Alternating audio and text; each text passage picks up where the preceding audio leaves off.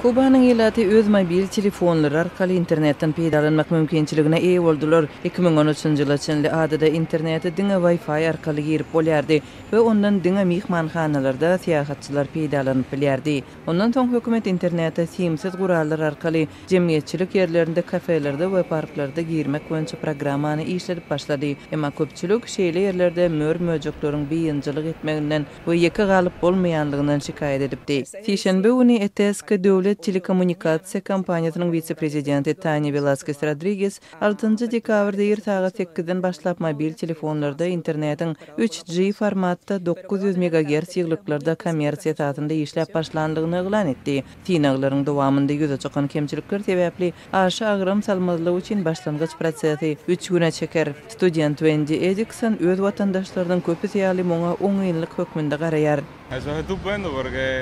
Görün ne hili gowy. Men öýde oturup baglanyp bilýärin, turup seýil wagtyny ylgamak gerek däl.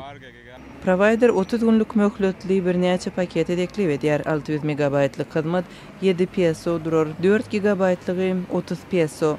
Ýazyrky wagtda bu narh kubalaryň köpüsine ýeterli däl. Sebäbi ýurtda ortaça aýlyk 30 peso barabar. Şol wagtyň özünde de bu ady döwletiniň täze lideri Miguel Díaz-Canel digital tehnologiýalaryň ösüşini öz siýasatynda ileri tutýan uğur hökmünde eglan etdi.